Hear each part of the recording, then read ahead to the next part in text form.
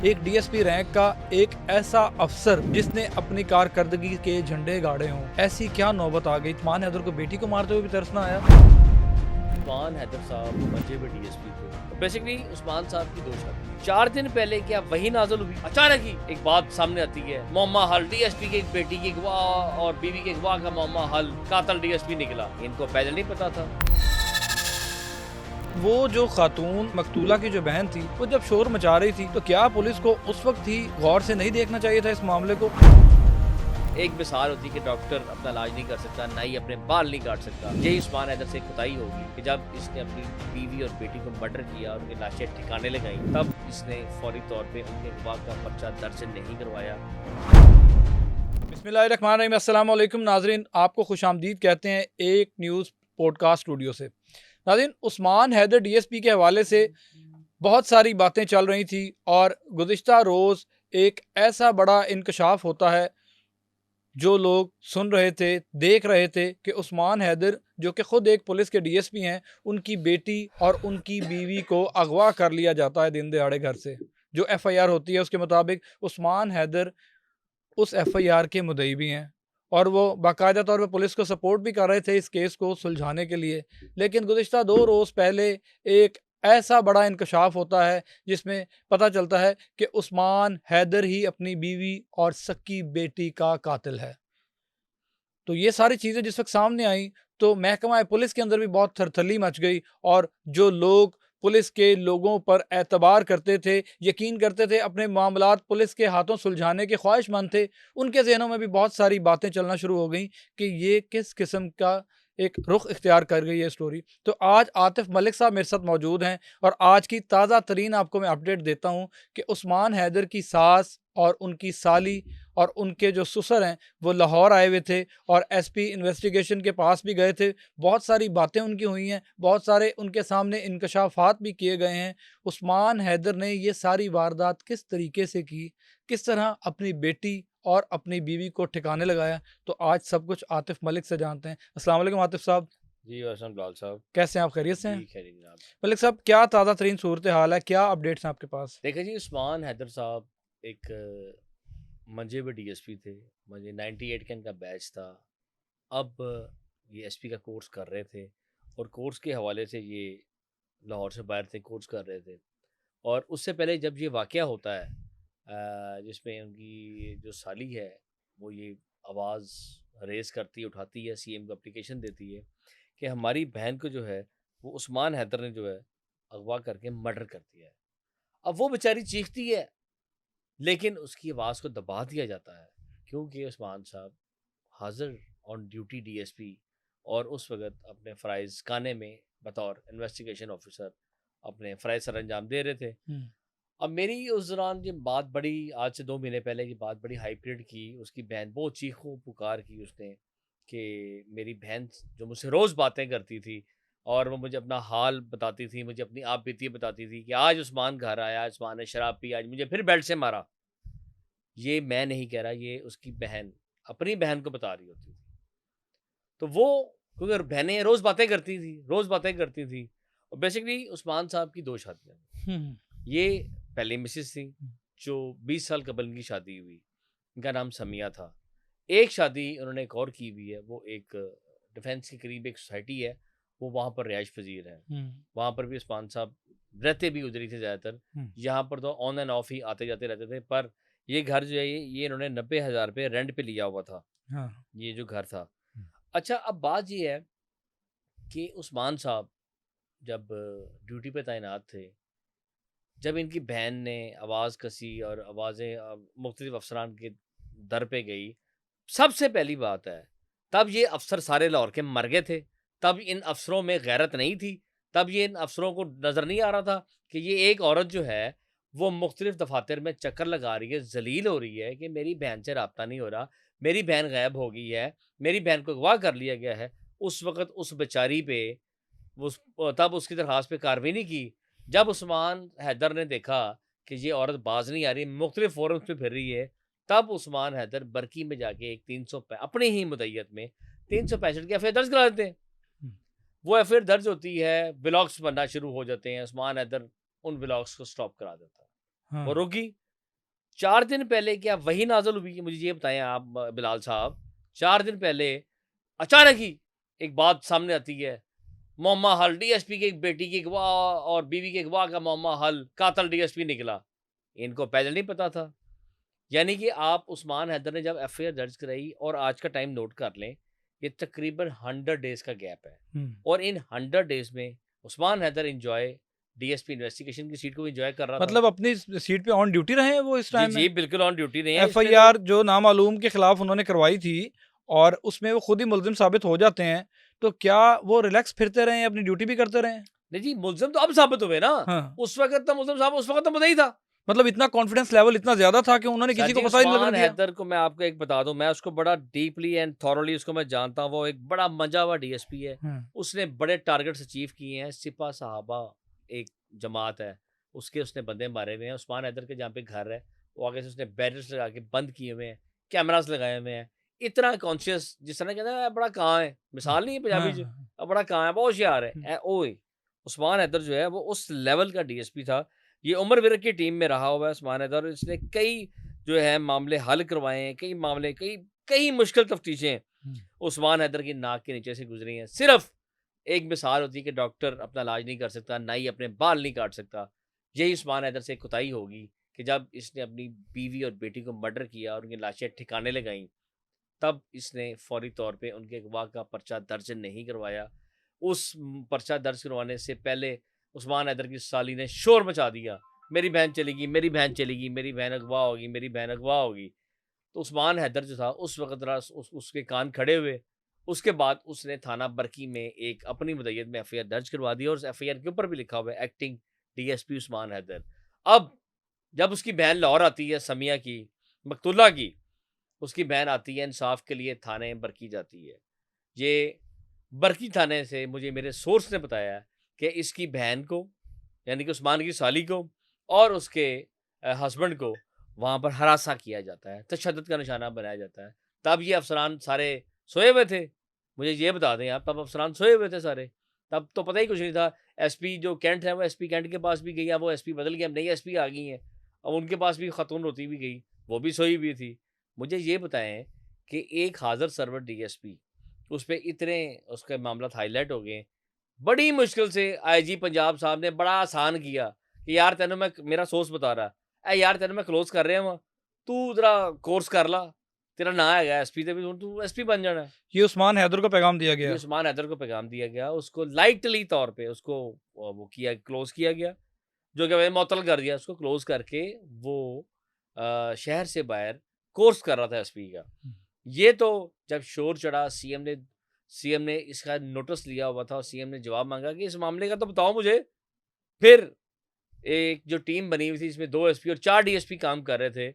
उनमें से एक एसपी जो है SP Multan investigation doctor Ayyaz साहब हर जगह ही वो माशाल्लाह वो आगे-आगे होते हैं। आपको याद होगा एक रक्शे वाला सीन था, उसके अंदर भी वो उन्होंने वो रक्शे वाला ऊपर चढ़ गया खंबे के खंबे पे ऊपर, चढ़ के, हाँ जी। वहाँ पर भी उन्होंने एक बड़ा अच्छा किरदार अदा किया और उधर से रक्शे वाले को उन्होंने बचाया। इधर भी उस्मान हैदर को ब्रेक करने वाले यही एसपी डॉक्टर अय्याज हैं।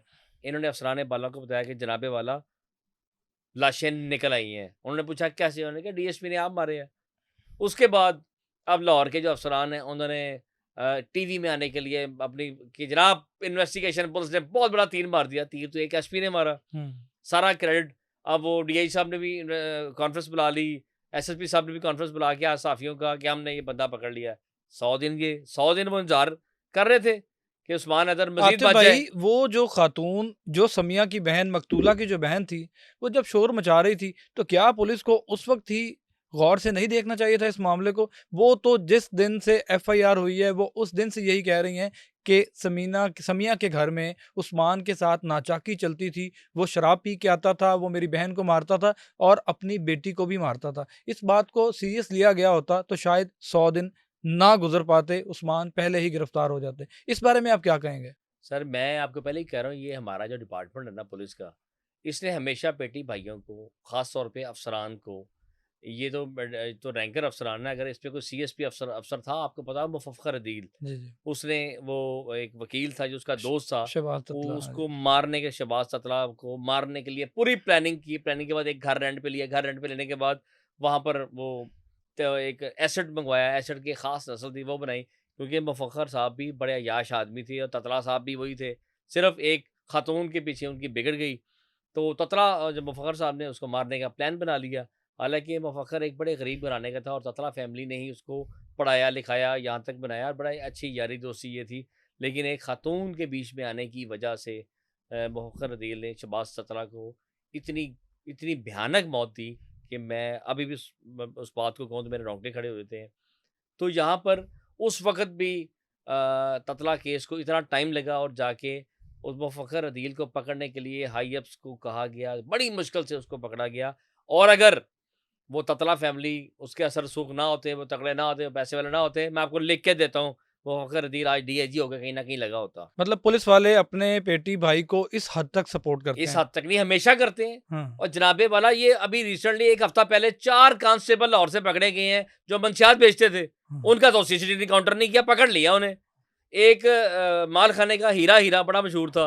एक इधर थाना इचरे में एसएचओ कार्य खासा पोमा पोमा वो ये सारा काम मोहम्मद अली भट्ट साहब नहीं कर रहा। हुँ। मोहम्मद अली भट्ट पुलिस में मौजूद काली भेड़ें, उनको पकड़ने का क्या ज़िम्मा मोहम्मद अली भट्ट का है? उसके खाते में लिखा जा रहा है कि मोहम्मद अली भट्ट पैड़ा है, पैड़ा है, पैड़ा है। बात ये है, अगर वो अच्छा काम कर रहा है, मोहम्मद अली भट्ट को थ्रेट्स भी काफ़ी हैं। कई लोग उससे नाराज़ भी रहते हैं। लेकिन मैं ये कहता हूँ, वो अच्छा काम करता है। उसने एक इंस्पेक्टर को भी पकड़ा, बड़ा तगड़ा इंस्पेक्टर था उसका, इमरान यासीन। मोहम्मद अली भट्ट ने उसको भी पकड़ा। मोहम्मद अली भट्ट ने शेख आमिर सलीम को भी पकड़ा। बाद में हमारे महकमे की एक बददुआ है कि अगर हम लोग अगर ये महकमे वाले किसी के खिलाफ कार्रवाई करते हैं, तो वो महकमे वाले वो अपीलें करके वो माफ़ी देके वो बहाल हो जाते हैं। और जो इंस्पेक्टर बेचारा जिसने पकड़ा होता है उनको, वो उनके लिए बुरा बन जाता है। वो फिर उसके लिए ना फंदा तैयार कर रहे होते हैं। अब हाँ, अल्लाह ताला मोहम्मद अली भट्ट को बचा के रखे। हाँ। वो अच्छे काम तो उसने बड़े किए हैं, लेकिन उसके मुखालिफ भी बहुत सारे हैं। महकमे में बड़े मुखालिफ है उसके। अच्छा भाई, इसी तरह आज 2 हफ्ता पहले जो है, वो एक वाक़या पेश आता है और ये वाक़या कान्हा थाने के हदूद में पेश आता है, जिसमें 5 करोड़ रुपया जावेद इकबाल इंस्पेक्टर की जानिब से तावान माँगा गया और उस बंदे को उठा भी लिया गया सर और उसको भी मोहम्मद अली भट्ट ने पकड़ा। वो भी सारा मामला खामोश हो गया। सर खामोश क्या हो गया, उसको पकड़ के साइड पे कर दिया गया है। लेकिन बात ये है, जब उसकी से कोई ये खबर नहीं आई कि सीसीडी ने अपने ही साथियों की फायरिंग से को छुड़ाने के लिए आया, ऐसा कुछ भी नज़र नहीं सर आया कुछ उसको तो। देखे ना, वो इंस्पेक्टर था, वो पकड़ा गया, वो हाईलाइट हो गया, हर चीज़ हो गई। अब थोड़ा-सा मेरे ज़राए ने ये बताया कि उसको चड्ढा साहब ने बड़ा उसको उसको बड़ा उसको उसपे उसकी तबीयत साफ़ की है बहुत ज़रा बड़े अच्छे तरीके से। लेकिन महकमे का हिस्सा तो रहा है ना वो। हुँ। उसके कोई ना कोई यार दोस्त बेली को पार्टनर्स तो होंगे जो उसे बचाएँगे। ये एक महकमे को बड़ी बददुआ है, बचा भी लेते हैं, रगड़वा भी देते हैं, अपने ही पकड़ लेते हैं, अपने ही गिराते हैं नशेमंद पे बिजलियाँ। यही उस्मान हैदर जो था, अगर एसपी बन जाता, यानी इसको किसने हाथ डालना था? बिल्कुल सही बात है। अब उस खातून जो उसकी साली है, उसको आप कॉल करके पूछ लें बेशक, उसको और उसके शौहर को वहाँ पर हरासा किया गया, तशद्दुद किया गया, बुरा-भला कहा गया और सुबह की गई वो घंटों वहाँ बैठी रही। तब ये कानून हरकत में नहीं आया। ये तो अगर हम मीडिया वाले ना हों भाई मेरे बिलाल साहब, तो ये तो कच्चा खा जाए सबको। ये जो ऐसा इतना तबाही मचा दें कि ये पुलिस वाले ये फ़रौनियत की इंतहा कर दें। ये तो अगर हम हाइलाइट्स ना करें, हुँ। हम हाइलाइट्स ना करें, लोगों को इंसाफ ना मिले, आज हुँ। हमारी वजह से हम जो मीडिया वाले हैं, जो जिनको कहा जाता है कि ये एक fourth pillar of the state, रियासत का ये चौथा पिलर है, तो ये इसलिए कहा जाता है कि हमारी आवाज़ सुनी जाती है। ये आज आपको और मुझे कोई हम अगर किसी दोस्त से बाप को साथ ले जाएँ, तो एसएसपी उसकी बात सुन लेता है। जाएँ देखें रोज़ खुली कचहरियाँ लगती हैं, कितना इंसाफ मिलता है लोगों को। बिल्कुल सही मैं बात। आप पे खुली कचहरी पे एक प्रोग्राम करेंगे हम बड़ा हुँ। डिबेट के साथ। हुँ। खुली कचहरी, हाँ जी आए, अस्सलाम वालेकुम, हाँ जी क्या नाम है? अशरफ, ये इरफान आ रहा तुम्हारे पास, इसका काम हल कर दो, उसकी रिकवरी करा दो, फ़ोन बंद। मुझे बताओ इरफान थाने गया और रिकवरी हुई उसकी? हाँ, तो हाँ। फॉलो बैक लिया आपने? हुँ। और नहीं सर, ये रंगबाज़ी सिर्फ़ टिकटॉक्स बनाई जा रहे हैं और कुछ भी नहीं है। तनकीद हम पे करी जाते हैं कि सहाफ़ी ये करते हैं, काम खुद नहीं करते। हुँ। यही उस्मान हैदर पहले काबू आ जाता, तो वो लाशें लाशें पहचानी नहीं जा रही मेरे अच्छा भाई, मेरा भाई। सवाल वहीं पे आ जाता है, एक दोबारा मैं आपसे पूछूँगा कि उस्मान हैदर ने ये वाक़या सारा किस तरह किया? क्या टेक्निक्स यूज़ सर की जी गई? पुलिस वाले किस तरह अपनी बेटी को मारा और बीवी सर को जी कैसे मारा? आज बकौल पुलिस वालों के, जो हमें पहले भी पता था, बकौल पुलिस वालों के वो फैमिली के साथ खाना खाने गया। वहाँ से वो वापस रिंग रोड पे आता है, उसकी बेटी और बीवी साथ होते हैं। 2 फायर वो बेटी को मारता है, 2 फायर वो बीवी को मारता है। एक को वो फेंकता है बीवी को फिरोज़ वाले के इलाके में, ओह! शेखपुरे के इलाके में, हाँ। और बेटी को फेंकता है कान्हे के नाले के अंदर। मेरी एसएसपी साहब से बात हुई थी, उन्होंने कहा कि लाशें भी रिकवर हो चुकी हैं, लेकिन उस वक़्त इन लाशों की तदफीन भी कर दी गई थी लावारिस समझ के। और पहली बात, डीएसपी उस्मान हैदर पूरे वाक़ये को खुद वॉच कर रहा था कि लाशें कहाँ पकड़ी गईं, लाशें कहाँ से बरामद हुईं, ओह! लाशें बरामद हुई, उनकी तदफीन कैसे हुई, कहाँ हुई, कब हुई, मतलब वो सारा कुछ उसके नोटिस में था। सर उसके नोटिस में था, वो वॉच कर मतलब रहा ऐसा नहीं था। कहा जा सकता कि इसने उनको मारने के बाद जो है मुड़ के देखा भी देखिए नहीं। जी, बात जब थोड़ी सी हाईलाइट हुई, फिर फोरेंसिक की टीमें, जो फोरेंसिक की टीमें उसके घर गई हैं, इसके उस्मान उस्मान हैदर हैदर के, के। उसके घर में गई हैं। इसने पहले उनको मारा है, मारने के बाद घर चला गया। घर जाने के बाद फिर अपने इसने एक साथी बुलाया, वाकिफ बुलाया, दोस्त बुलाया, उसका नाम बॉबी है। बॉबी पहले ब्रेक हुआ। जब बॉबी ब्रेक हुआ तो ये तो बैठा हुआ था तफ्तीश में, 5 दिन से पुलिस के पास था, मान नहीं रहा था, कहता नहीं मेरे को तो है ही कुछ नहीं, ये नहीं है, वो नहीं है। फोरेंसिक ने कुछ मामला, कुछ मदद फोरेंसिक की वजह से हुई, कुछ वो बॉबी ने बता दिया, ये ब्रेक हो गया। हुँ। असल मामला तो ये है, नहीं अच्छा तो जी, रिंग रोड पे वाक़या होता है, एक को फिरोज़वाला के करीब फेंका जाता है, दूसरी बॉडी को शेखुपुरा के इलाके में फेंका जाता है। आतिफ़ भाई, ये सारा वाक़या क्यों किया उस्मान हैदर ने? एक डीएसपी रैंक का एक ऐसा अफ़सर जिसने अपनी कारकर्दगी के झंडे गाड़े हों, उसको ऐसी क्या नौबत आ गई थी कि अपनी बेटियाँ तो रहमत होती हैं, लोग तो बेटियों को बहुत सँभाल के बहुत प्यार से रखते हैं, लेकिन उस्मान हैदर को बेटी को मारते हुए भी तरस ना आया, तो ये वाक़या पेश आया क्यों? बिलाल साहब, अब चैम गोइयाँ ये चल रही हैं कि मामला था 10 मरले के प्लॉट का, जो कि उसकी बीवी का था। अच्छा। But I don't think so 10 मरले का प्लॉट का कोई इशू था, क्योंकि उस्मान हैदर के पास अपना भी 1.5 कनाल का घर है, वो डिफेंस सोसाइटी के पास है। यहाँ पर वो रेंट दे रहा था 90,000 रुपया, इस घर में जहाँ पे वो रह रहे थे बरकी वाले साइड पे। बात ये है, मैटर कोई पर्सनल दावत का है। मैं नहीं मानता कि प्लॉट का कोई इशू है, प्लॉट तो उसकी बीवी के नाम पे था, मुझे नहीं इशू। मतलब लेकिन पुलिस की तफ्तीश अब तक क्या कहती है? क्या चीज़ें सामने आई पुलिस हैं? की तफ्तीश ने यही बताया कि जनाब घरेलू झगड़ा रहता था, हाँ। घरेलू नाचाकी थी, प्लॉट का इशू था, प्लॉट के इशू की वजह से हुआ। लेकिन मेरा सोर्स कह रहा है ये बात नहीं है, मेरा सोर्स कह रहा है ये कोई गैरत का मामला था, उस वजह से इतना हीनियस स्टेप लिया गया। उसकी वजह ये थी, उस्मान हैदर वहाँ रहता नहीं था और ये अक्सर अपनी बीवी और बेटी को मना करता था कि बाहर वॉक पे नहीं जाना, हाँ, जहाँ तक तो मुझे पता है। हाँ। फिर कोई गैरत का इशू स्टार्ट हुआ, तब जाके इतना संगीन स्टेप लिया गया। और आप मेरी बात लिख लीजिएगा, यही बात है। मैं मज़ीद आपको इसको 2 दिन में हम दोबारा बैठेंगे, वेरीफ़ाई कर दूँगा कि बात यही है, प्लॉट ये का आप इशू बड़े नहीं है। वसूख से कह रहे हैं इस मैं बात बड़े को। वसूख से कह रहा हूँ। दूसरी बीवी का कोई किरदार तो नहीं इसमें? नहीं, दूसरी बीवी को सामने तफ्तीश किया गया था, उसका किरदार नहीं था, क्योंकि उस्मान हैदर बड़ा चातर आदमी है, बहुत शार्प ऑफ़िसर है। कई एसपी-उसपी उसके शागिर्द रहे हैं। ये सिर्फ़ उस्मान हैदर की जो साली है, कि उसने आवाज़ सही, उसको दबाने की कोशिश भी की गई। हाँ। उसकी साली को उसने ऑफ़र भी की थी। आई थिंक वो कुछ स्कूल टीचर है या किसी कहीं जॉब करती है जी, वो। जी। हुँ। क्योंकि उसकी जॉब का इसको ये भी पता था कि वह जॉब से छुट्टियाँ नहीं ले सकती। वो लाहौर आके रोई-पिटी है, इन्होंने उसको डरा-धमका के, थ्रेट करके वापस भिजवा दिया। वो ऑनलाइन एप्लीकेशंस देती रहती थी, ऑनलाइन वो दरख़्वास्तबाज़ी करती रहती थी, अपनी आवाज़ हुकाम बाला तक। ये तो अचानक ही वो एसपी डॉक्टर अय्याज़ साहब से ये ब्रेक हो गया और इसने बता दिया। और फोरेंसिक का भी किरदार है, बॉबी का भी किरदार है। बॉबी ने बताया मुझे साथ बुलाया गया और हमने मिलकर ये लाशें इनको फेंका। ये बॉबी जो था इसके मिलने वाला था। बहरहाल मैं कहूँगा आप देख लीजिएगा ये मैटर, जो क्योंकि पुलिस हर मामला दबाती होती है। प्रॉपर्टी का इश्यू नहीं था, ये गैरत का इश्यू था, उस पे मर्डर किया गया। आपका एसएसपी, एसपी से भी मिलना-जुलना है, सीसीपी लाहौर के पास भी आप जाते हैं। उनके इस केस बारे क्या तासुरात हैं? देखिए जी, उस वक़्त तक तो उसकी बहन को तो हर बंदा ना धोखेबाज झूठा कह रहा था। आईजी भी कह रहा था, सीसीपी भी कह रहा था, सारे कह रहे थे कि जनाब ये बकवास कर रही है, झूठ बोल रही है, ये प्रोपेगेंडा कर रही है। और उस्मान हैदर ने यही एक स्टोरी बनाई थी कि पैसे माँग दिए, पैसे चाहिए ने। लेकिन वो अपनी बहन के पीछे थी। अफसरान बाला तक गए थे, उस्मान हैदर के पीछे बहुत तगड़ी साजिश थी। इस वजह से वो लाहौर के अच्छे सर्कल्स में तैनात होते थे। नो डाउट उनकी काबिलियत में कोई शक नहीं। हुँ, लेकिन चलें मेरी बात सुन लें। हुँ, 20 साल शादी रही उस औरत के साथ, हुँ। तब क्यों नहीं मारा? बिल्कुल, उस पे तब गैरत का दसो। कोई तकाज़ा नहीं था, उसको बिल्कुल नहीं, ऐसे ही। तब प्लॉट नहीं था, प्लॉट तो आया, अब आया 5-7 साल पहले। हाँ। उस्मान हैदर को कमी नहीं थी पैसों की मेरे भाई, वो जिस सर्कल में लगा वो सोने का सर्कल है जनाबे वाला। हुँ, वो पहले रायमंड सर्कल में था, रायमंड सर्कल से ये वहाँ के एसपी से लड़ के आया। हुँ। और फिर पता लगा कि इनको यहाँ कान्हे में था। कान्हा जो है वो बहुत हीरे भरा सर्कल है। कोट लखपत थाना, निश्तर थाना, इस और कान्हे थाने की 4 चौकियाँ यहाँ पे जो सिफारिश से लगते हैं। अभी रिसेंटली डीआईजी ने एक तगड़ा एसएचओ वहाँ पे कान्हे में तैनात किया है।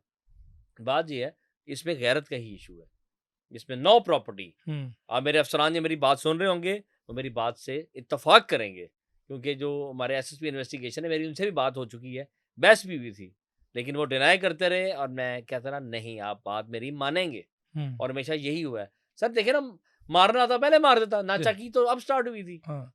आप उसकी बहन को मिल के आए, उन्होंने कब कहा अभी तो घर ट्रांसफर हुआ था, ऐसे ही है ना जी, बिल्कुल ऐसे ही घर तो अभी ट्रांसफर हुआ था, नाचाकी तो पहले रहती थी, 20 साल का अरसा है। अब अच्छा भाई, एक बात मुझे बतौर एक, आप बड़े ईमानदार साफ़ी हैं, मुझे आज बताएं कि क्या उस्मान हैदर शराब पीता था? बिल्कुल पीता था, नो डाउट, सारे पीते हैं। पुलिस रिकॉर्ड में ये चीज़ें हैं?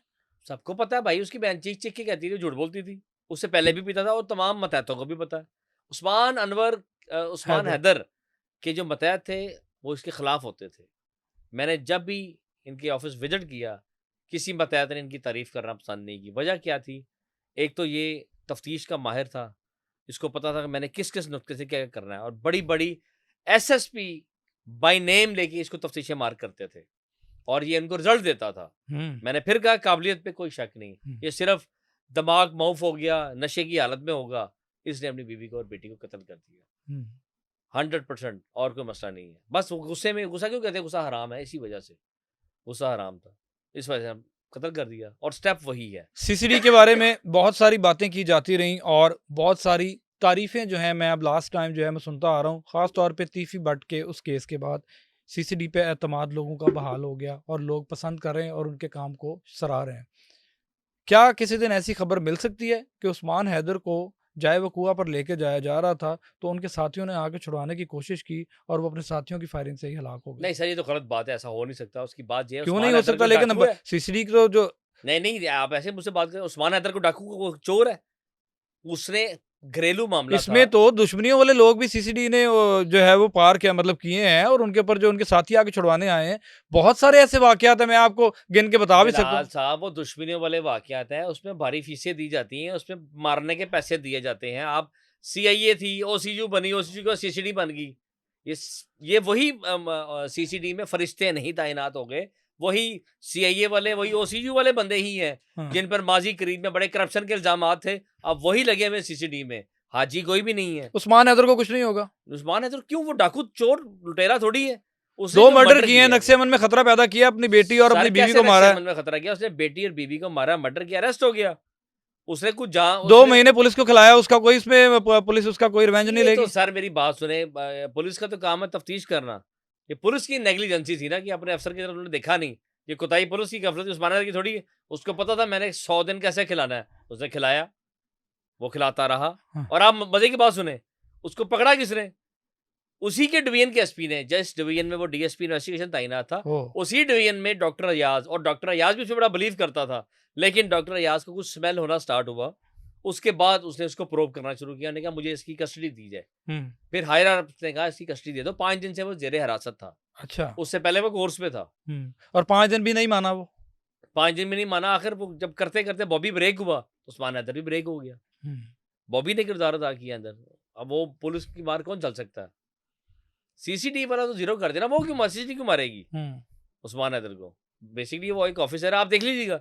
ये और चंद महीनों बाद यही जो उसकी साली है, ये प्लॉट वो दे देगा, पैसे दे देगा, सुलह भी हो जाएगी, और Usman Haider as it is बहाल भी हो जाएगा, एसपी भी हो जाएगा, किसी जिले में डीपीओ भी लगा होगा। डीपीओ भी लगा होगा। इसी तरह सुंदर के इलाके में एक वाकया पेश आता है जिसमें 30 रुपए, आपकी खबर ब्रेक थी, वो 30 रुपए केलों के रायवंड के पैसे कम दिए तो उनको, मुल्जिमान को 2 रोज बाद ही सीसीडी ने पार कर दिया और वो मुकाबले में मारे जाते हैं। इसी तरह एक और वाकया था, वो मेरे जहन में बाकायदा फिगर उनका नहीं नाम आ रहे, तो वो भी सीसीडी ने क्लियर कर दिया। तो ये अपनी बेटी और अपनी बीवी को मारने वाला शख्स जो है, इसको ऐसे छोड़ दिया जाएगा? इस पे सीसीडी लागू नहीं होता? ये महकमे का हिस्सा है, इसको थोड़ा सा वो रिलीफ देंगे। आपने अभी जावेद की बात की, वो जावेद किधर है बता दें? जावेद इकबाल बिल्कुल इस तरह। कहाँ पर है जावेद इकबाल? कहाँ पर है? सीआईए कोतवाली में है ना वहाँ पे? क्या पार कर दिया उसको? हाँ नहीं, बिल्कुल नहीं। हालांकि उसने इससे बड़ा क्राइम किया, अगवा बराए तवान का। अगवा बराए तवान का ये अदारे पे सवाल उठाता है कि तुम्हारे इदारे में ये किया जा रहा है। और यार छोटे मोटे सिपाही पकड़ लेना, किसी मंशियात फरोश को या जवारिये को, तेन सीसीडी लेके जा रहे हैं, वो जहाँ उसने 50,000 देना होता है वहाँ 5 लाख दे देता सीसीडी।